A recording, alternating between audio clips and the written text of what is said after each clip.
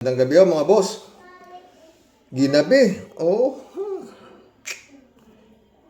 Ay, condolence kay Mary Joyce Rivera sa pagpano ang ganyang asawa na si Pare Rick, no? Kanina lang umaga. Oo. Hindi na siya naghirap. Oo, madali lang. Ganun sana rin ang gusto ko, eh. Hindi na masyado matagal. Oo. Sabi ni alam niyo si Villanueva, akalain mo magamit niya pa. Meron ito 16,000 views, oh.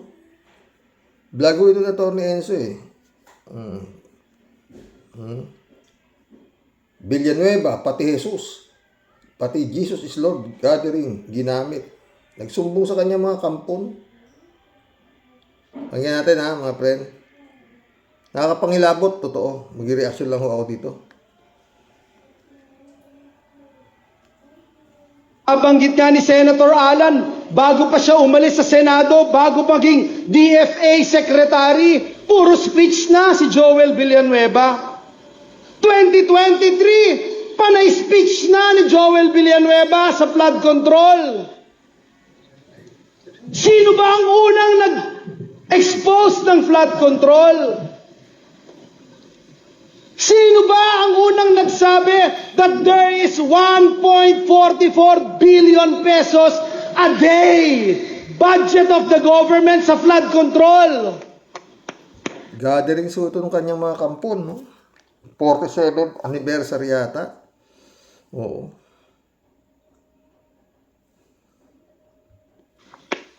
Tapos ngayon, kasali ka daw. Eh di wow.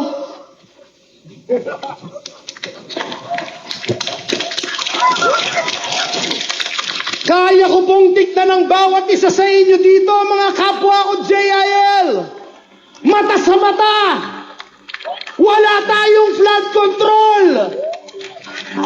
Hindi tayo sangkot sa katiwalian.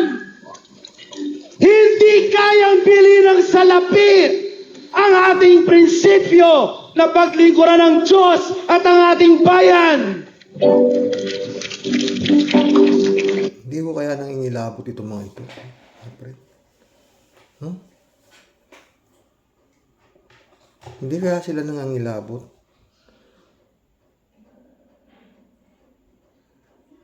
Anong uring mga utak meron ang mga naniniwala dito? No?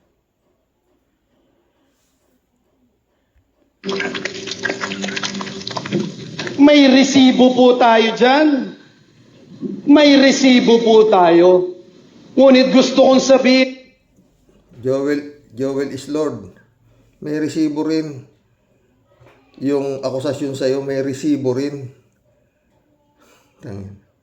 Alam nyo, kaya alam mga friend, no? Dahil ho din sa mga ganitong uring kulto, kaya napapahamak ho ang bansang Pilipinas. No, kaya ito malakas sa dahil meron siyang kawan. Ilang milyon yata yun. Nilalapitan ng politiko yan. At nananalo sa politika dahil marami nga siyang kampon na naniniwala sa mga pinagsasabi nila. Isa to eh. Ito, si Kibulog, Iglesia, Panginoon. Pero sa totoo lang mga friend, dito sa lupa, nakakapanggago sila.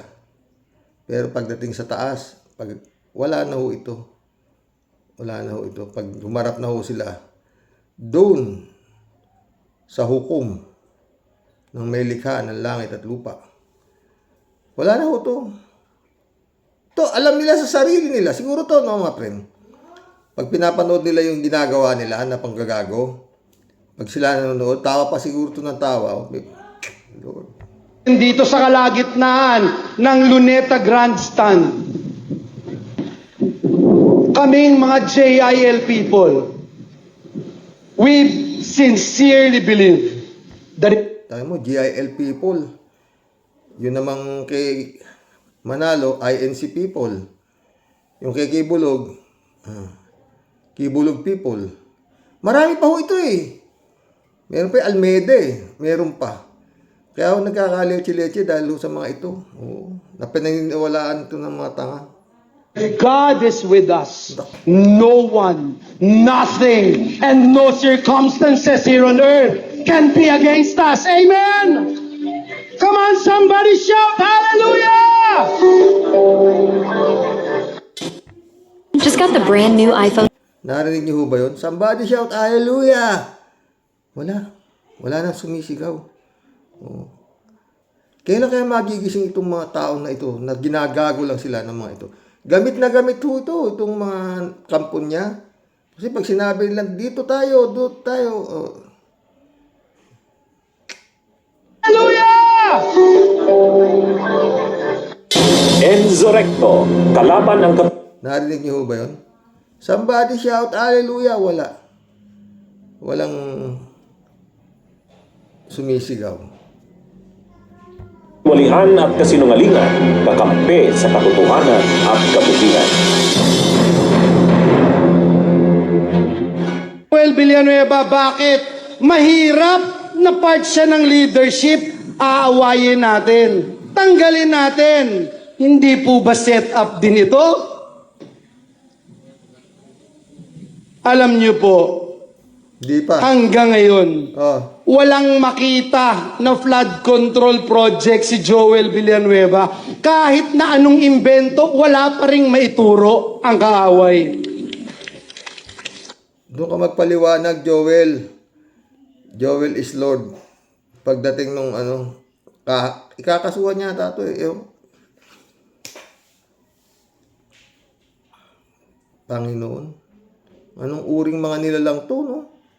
Kaya nilang ganyanin yung gamitin ng babuyin pa. Ako tingin ko parang binababoy nila talaga ang Panginoon sa pagtatago sa likod niya.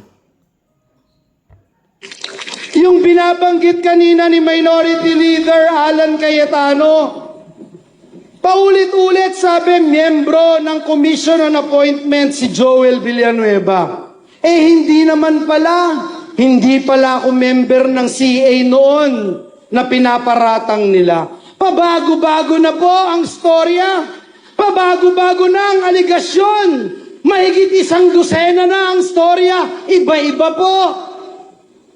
Ilang beses sa mga pagdinig, sa Kamara, sa Senado, ang sabi po, Pag tanga ka talaga, mapapaniwala ka nito sa galing ng bunganga nito eh. Oo. Pastor yan. Pastor ng kanilang sekta, ng kanilang kulto. Yung tatay nito, pinuno niyan eh. Oo. Yung gaganon-ganon, pag gagata. Praise the Lord! Gaganon-ganon yun. Hallelujah! Panginoon. Wala, ako sa akin mga friend, mga ganito uring tao, hindi ko naniniwala sa Diyos to. Ginagamit lang nila siya. Dahil alam ng mga ito, na pag ginamit nila ang salitang Jesus, marami silang natatanga, naniniwala, oo, na sila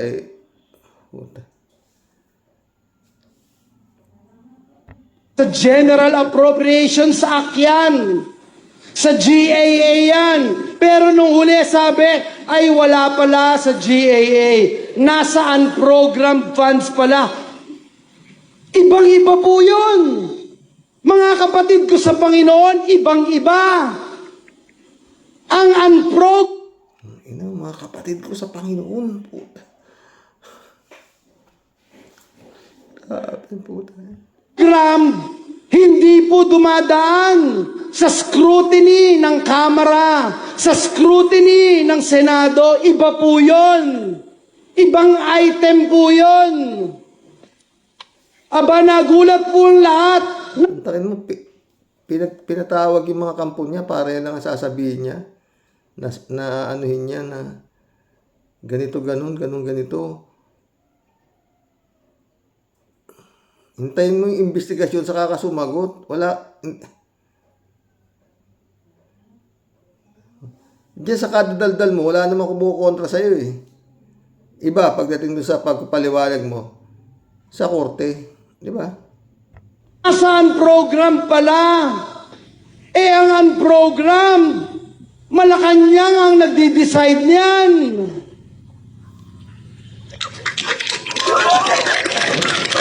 Bago mapondohan ang unprogrammed, Narinig niyo po ba yung palakpak? No? Siguro wala pa 10. Ang dami yung tao. Oh. Marami rin noon. Magtaka mo sa Quirino Grandstand ginawa ito. Oh. Taka mo daming kampo niya, no? Lahat po yan, boto niya yan. Oh. Kaya anong mangyayari sa Pilipinas kung ganyan? Oh, di ba? Meron ng pare na pumasok sa politika. Si Panlilio ba yun? Naging mayor yata ng Pampanga. Pero nagbitaw sa pagkapari. Hindi niya pinagsabay yung pagiging pare at pagiging politiko.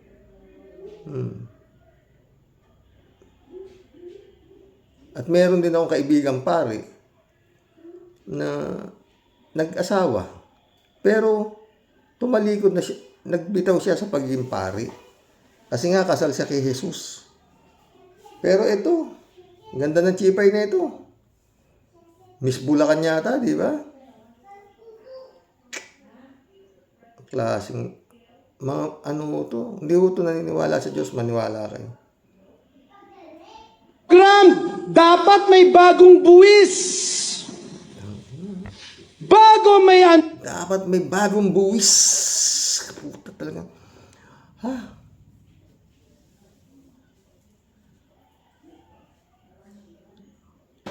Klaseng katangahan to. program, dapat over-collection ng buwis. Mga ganun. Dapat ang mga government-owned and controlled corporations, dapat maraming nakolekta. Bago ang program ay i-release, dapat may certification ng Department of Finance. Mga ganun, no? Dapat bago sabihing may pondo, kailangan ng certification ng Department of Budget and Management. Kung kay Joel Villanueva yung project na yan, bakit dun niya ilalagay? Gaya. Mga magulang at kapatid, Naku puta. nakakalungkot po itong trying hard na i-set up po ang inyong kapatid sa Panginoon. Sus, Nakalimutan po nila na ang Diyos na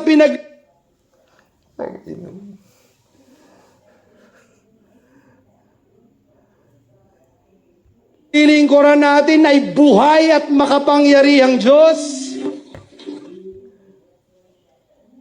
Tumatayo ho balahibo ko, maniwala kayo. Makapangyarihang Diyos. Ngayon po, pinapahiya na sila unti-unti. Nagkakabulol-bulol na, nagtuturuan na. Sabi po, nag-deliver daw ng salapi nung una sa school. Aba, binago, sabi sa church. Sabi ko, kung sa church, pati si Satanas hindi papayag sa script nyo.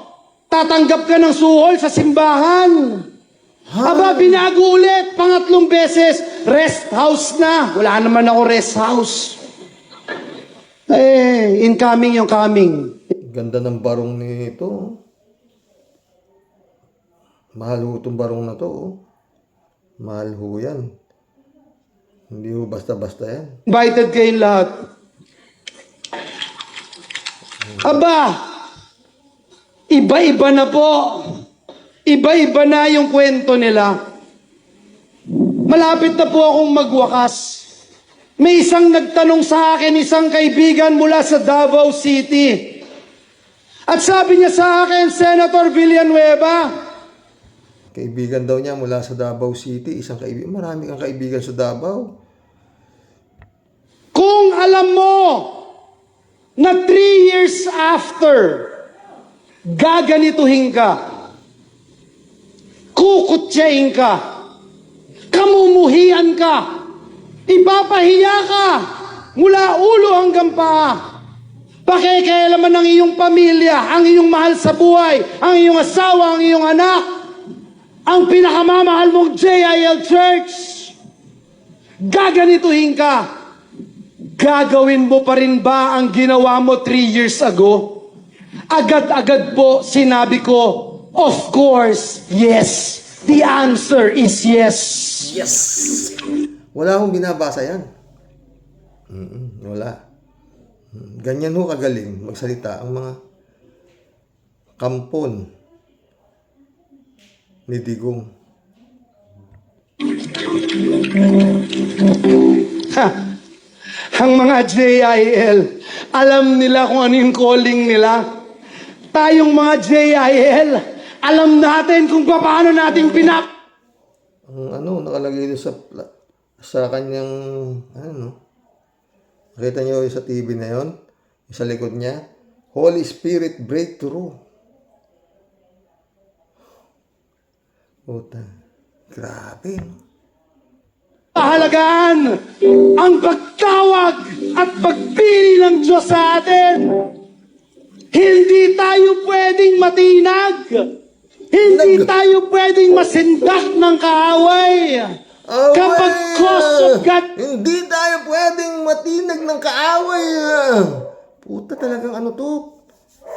Ang tawag dito, conman. Magaling talagang gumaknak, no? Tangina, Diyos ko, may pa ganun pa. Iisa to, Kibulog.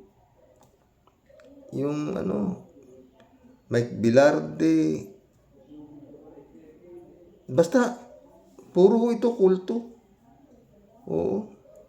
Ang gagaling magaganon. Ayan o, tignan nyo. Oo. kingdom na ang nakapalit. Our purpose is to transform this nation. Tanong po,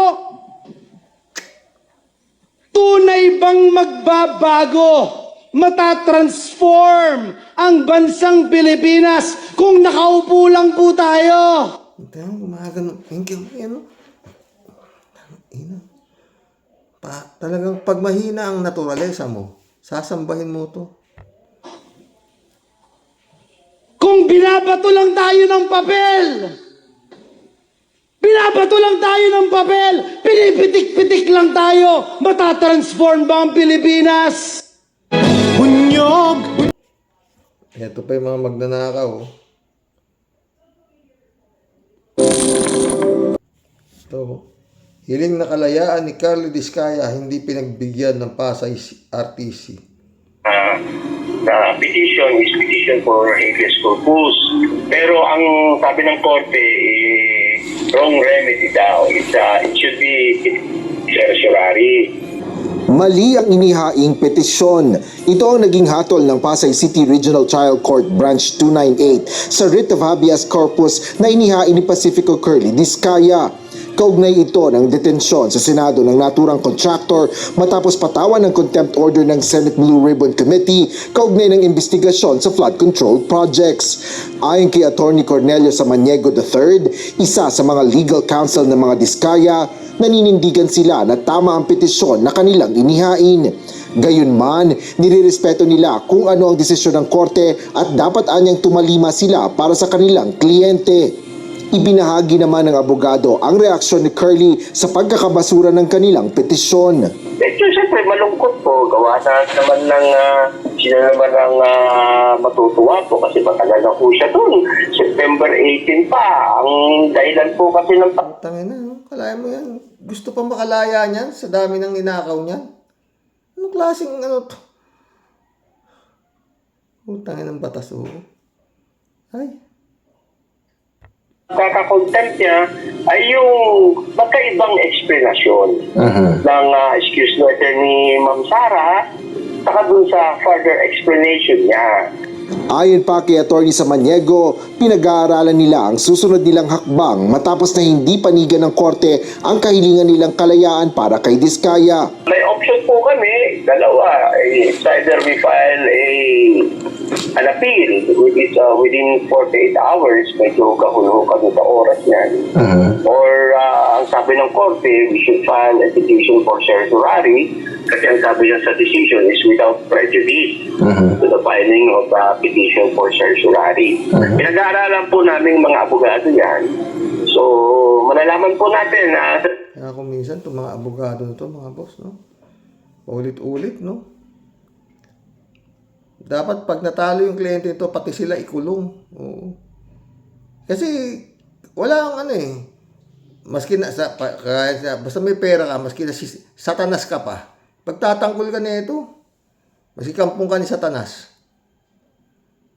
Eh, ano kung matalo? Nakakuha na sila ng, tawag dito, bayad nila, acceptance fee nila.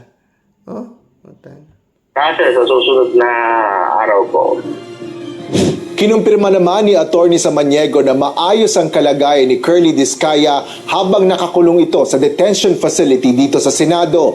Pinapayagan pa rin naman anyang makalabas ang kanyang kliyente kung kailangan itong humarap sa Department of Justice at sa Independent Commission for Infrastructure o ICI.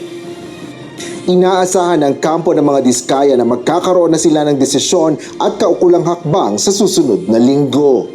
Asher Kadapan Jr., UNTV News. Mantakin mo yan, mga friend. Kung ordinaryo ka lang na tao na magnanakaw, doon ka na agad sa city jail o presinto. Eto, nandun sa kulungan ng Senado, aircon. Kawawa talaga si Juan de la Cruz. Oo. No? Mihingi pa ito ng ano, ha? Ng kalayaan daw, ha? Oo. Ay, naku. Ito isang topic natin, no? Walang kwenta. Representative San Fernando, binanata ng investigation ng ICI. Magandang umaga po sa mga kaibigan natin sa media at sa lahat po na nakakapanood ng presser na ito. Kaninang umaga po ay nagsumite tayo ng letter, urgent appeal to the Independent Commission for Infrastructure na i-live stream yung kanilang lahat na mga proceedings na ginagawa patungkol sa anomalous and ghost na mga flood control projects. Alam niyo po kasi marami nagtatanong bakit parang tinatago? Bakit may parang pinagtatakpan dito sa ICI? 160,000 ho ang views nito.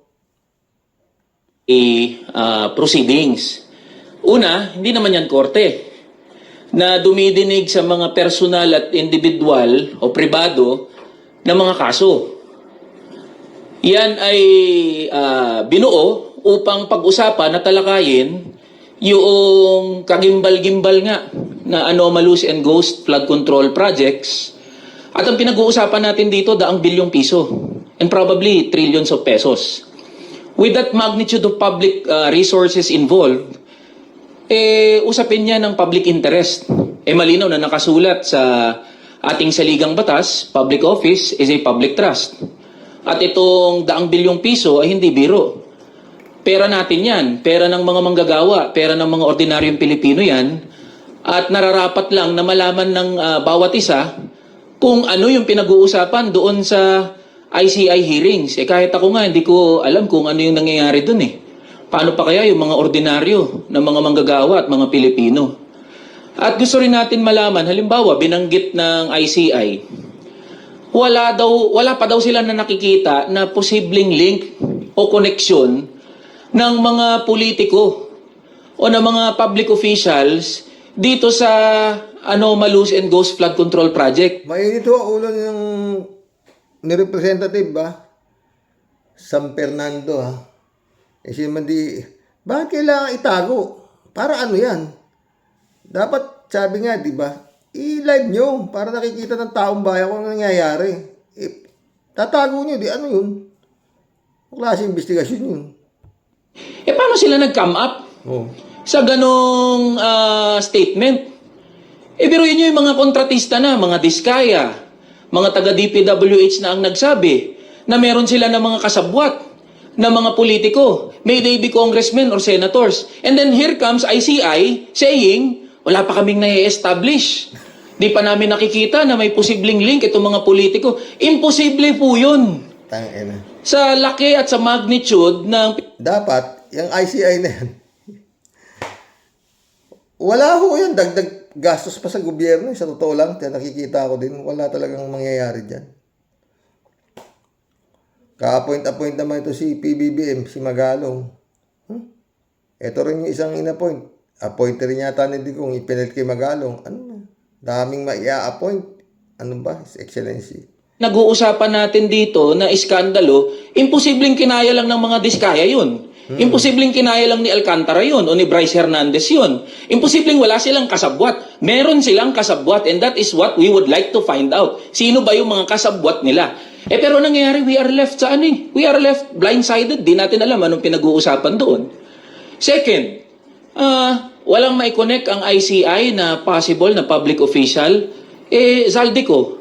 Oh, yun. Say for example, he was the APRO chair sa last Congress. Siya ang arkitekto noong pambansang budget na pinagmulan nitong mga iskandalo na pinag-uusapan natin ngayon. Hindi may connect ng ICI yun. And take note, under oath yung sinasabi ng mga kontratista at ng lahat ng sangkot dito sa Anomalous and Ghost Flood Control Project. Second, sunod dyan, halimbawa, usapin na the possibility of former Speaker Martin Romualdez as state witness. Paano nag-come up doon? Tama. Diba? Ano ba pinag-uusapan? Ano yung mga tinatanong doon sa ICI hearings? We would like to find out. Ngayon, kung mananatili ang ICI na sarado sa publiko, hindi natin masisisi ang mga Pilipino na pagdudahan at mawalan ng interes, mawalan ng tiwala sa proceedings ng Independent Commission for Infrastructure. Mali ata yung Mismo. pagkaintindi ng ICI sa salitang independent. When you say independent, dapat impartial. Hindi independent na kayo-kayo lang yung nag-uusap dyan sa ICI.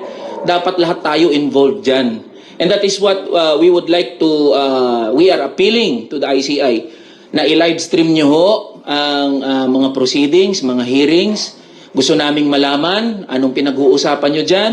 Gustong malaman ng mga manggagawa at ordinaryong Pilipino kung papaano yung takbo ng ICI hearings. So yan yung rason kung bakit tayo pumunta kanina sa ICI. Pangalawa, nag-file tayo ngayon ng authorizing the Secretary General of the House of Representatives para doon maka-access ang publiko, interested parties, groups or individuals doon sa Statement of Assets, Liabilities, and Net Worth. So this is in line doon sa binanggit na rin at ginawa na rin ng Ombudsman na pagsasapubliko ng SAL ng public officials. So to those interested parties, groups, individuals na gustong maka-access po ng SAL ng kinatawang ito, welcome po kayo na busisiin o makakuha ng copy ng aking SAL. At we urge our fellow colleagues, our colleagues in the House of Representatives na to do the same, to authorize the Secretary General na isapubliko yung mga SAL-N ng ating mga kasamahan. After all, kung wala naman tinatago, sa publiko na, ipakita na sa publiko kung ano yung laman ng SAL-N. Dapat kasi maging kahiyahiya ang korupsyon eh. Dapat maging kahiyahiya yung usapin ng extravagant and lavish lifestyle. Tandaan niyo ho itong representative na to, no? San Fernando yata to. Paano to? Oh, Representative San Fernando. Ha? Hindi ko kakalimutan to. San Fernando, madali ng pagtandaan. Oh. Iboboto ko to. Ng mga public servants. Yun ang ano natin. Yun ang punto natin dito.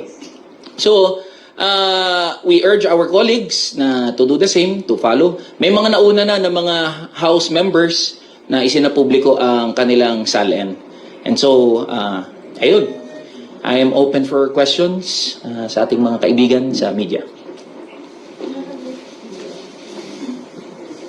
Ako na lang po muna. Yes po. Kung dun muna sa ICI po. So kahapon po nag-withdraw na nga daw po ng cooperation yung mga Diskaya from cooperating with the inquiry.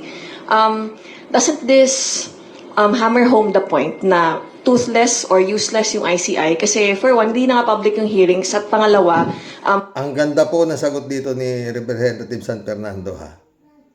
kayang mag-walk away ng mga Diskaya from cooperation just like that. Yes, tama.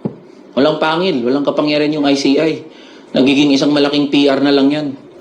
At hindi natin masisisi yung mga tao kung tinitignan yan na parang nag-whitewash na lang. Oo. O parang may pinoproteksyonan na kaalyado ng administrasyon.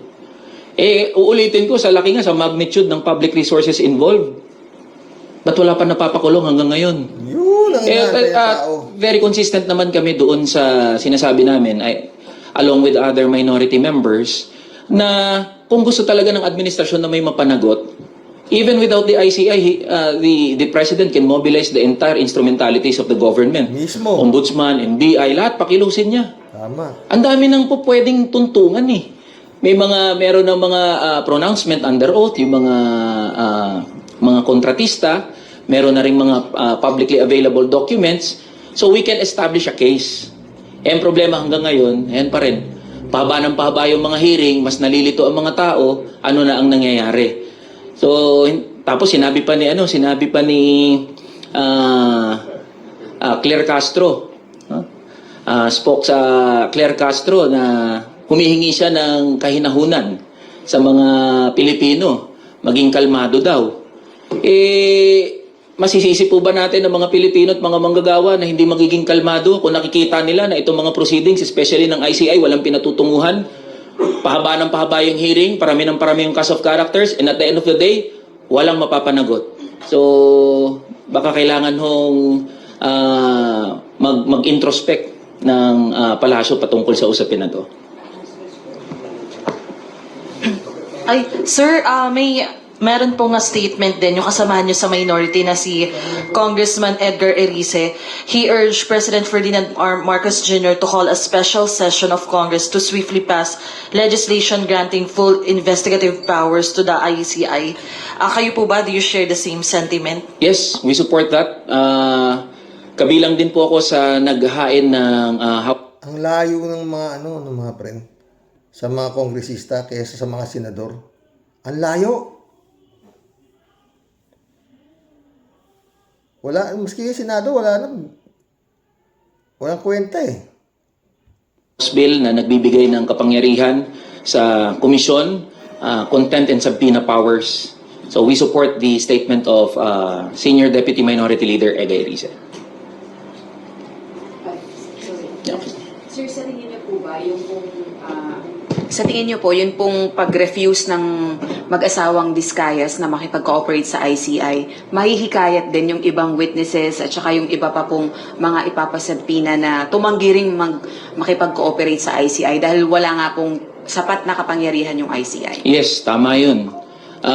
Nagsisend yan ng mensahe doon sa mga sangkot dito sa anomalous and ghost flood control projects na kahit ipatawag sila ng ICI, pwede naman silang tumanggi. So wala nga kapangyarihan, inutil ang ICI. At hindi ko masisisi ang mga manggagawa at ordinaryong Pilipino, and that is my belief, na parang walang kwenta, walang silbi na itong ICI.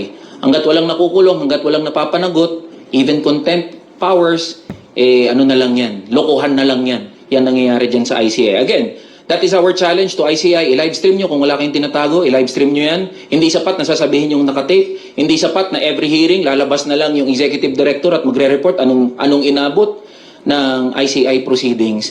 And my last message is sa mga kamanggagawa natin, mga ordinaryong Pilipino, kung kayo po ay galit, kung kayo po ay talagang naiinis sa mga nangyayari, yan po, pwedeng mag-ingay, mga lampag, mismo sa harap ng ICI. Kalampagin natin hanggang magising yung mga miyembro ng ICI. Huwag po natin hayaan na makalimutan na lang itong issue na to. We encourage and we support lahat ng pagkilos ng mga manggagawa at ordinaryong Pilipino, kahit anong grupo, kahit anong kulay.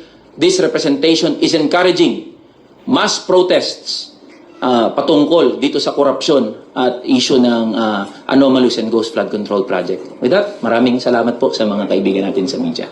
Totoo naman yung sinasabi ni Representative, di ba?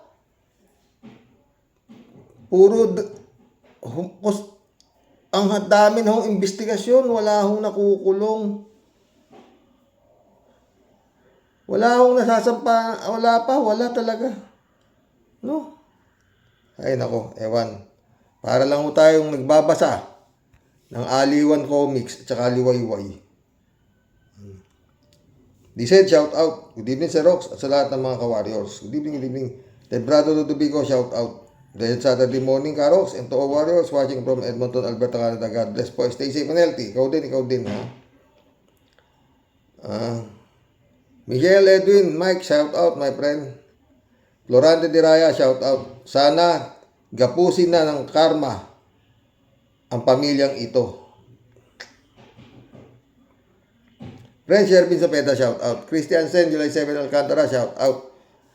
Annalisa Apolinar, shout out. Sabi ni Tia Delio. Sir Rox, sorry kung medyo pipitik po tayo ng konti doon sa pinagdadaanan mong lungkot dahil di maganda yung resulta at pabor na dapat po sana sa inyo pumanig ang naging resulta ng huwes. Ano po?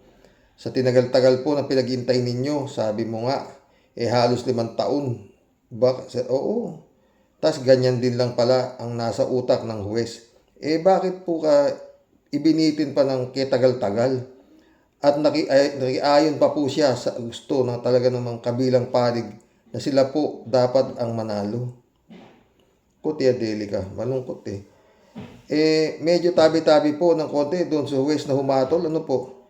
Parang may iba lang po akong naaamoy. Parehas tayo ng pang-amoy, Tia Deli, na masangsang sa itinakbo ng usad ng kaso. Basta ang sa akin lang po, Sir Rox, ang Diyos po hindi natutulog. Mismo, yun din ang alam. Kung ano man po ang lihim meron na naganap, wala pong lihim na di po sumasambulat sa huli. Ano po? Totoo. Basta po ako, Sir Rox, payong kapatid po, daanin mo sa kanta ni late Rico J. Yung kantang May Bukas Pa. Totoo yan, friend. Huwag mo daw damdamin ang iyong kasawian. Alam mo, paborito ko yan, friend. Huwag damdamin ang kasawian. May bukas pa sa iyong buhay. Sisikatin ang iyong araw. Ang landas mo ay maghihirap.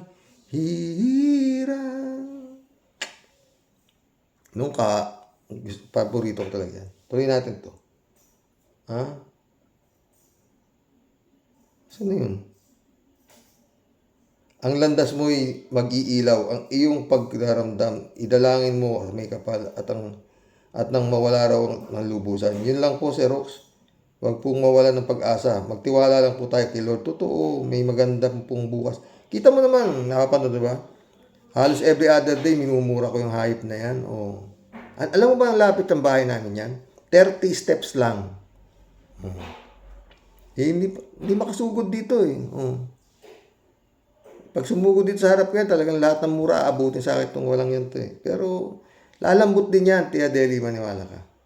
Hindi naman siya likas na masama . Nainganyo nga lang ni Satanas. Tuloy natin kay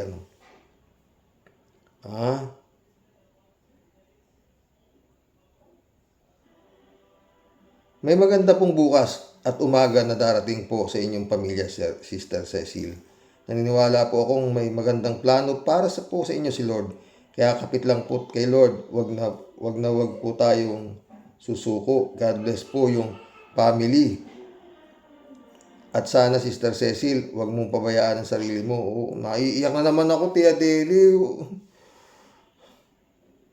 Health is wealth po. Such a great blessings po na meron pong isang Rox, tunay na wagas nagmamahal sa iyo. Yun po ang mas importante, sister. Meron kang isang buong pamilya na sobrang nagmamahal at nakasuweta palagi po sa iyo. Nakasuporta po palagi sa iyo. Yun lang po, sana palagi ang iisipin mo. Di ka naman mapalad na nagkaroon ka ng kapatid na swail at mas nananalig sa pera kaysa sa Diyos. At least ikaw po merong isang Sir Rox, mga anak at apo na mas nakakapagbigay ng konting ngiti sa saya para sa iyo. Yun ang napakalaking lamang na meron ka na wala si Sister Grace. Always take care of yourself and God bless you, Sister Cecil. Friend naman.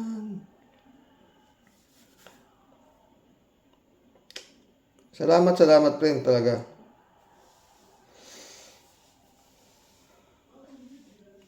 Sa totoo, saka sa pinaka.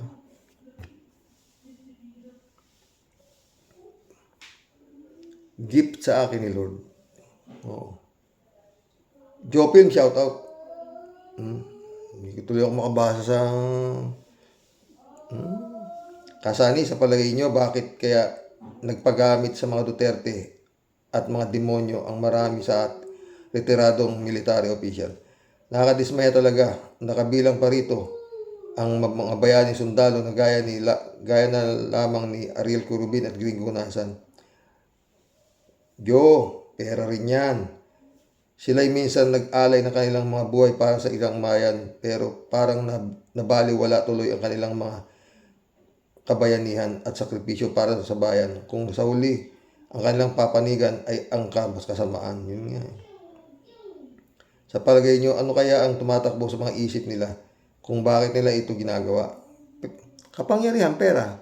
Tsaka akala nga nila sumasabay sila sa galit ng mga tao sa korupsyon. Pumapasok sila ngayon dun. Oo. Kasi kung sila lang, wala silang mangyayari. Ilang maisog natin na yun itong mga demonyo na to. Marcos, wala naman sila makakuha ng tao. Di ba? Kaya kung minsan nagdududa talaga ako nakarang eleksyon Oo. Nakakaduda. 32 million? Putang ina ngayon, 200,000, hindi sila makabuo ng crowd. God damn. Hindi naman siguro sila mga tanga para itapon na lang nila ng ganun-ganun ng lamang ang kanilang prinsipyo. Wala na yan, friend. Pagdating sa kagitingan at tunay na pagmamahal sa inang bayan, ang hirap talaga unawain ang may katumbas din palang kwarta. Ultimo mga sundalong ito na minsan nating tinawag ng mga bayani. Ay nako, Jopil. Yan ang malungkot Kalati Baya, shout out.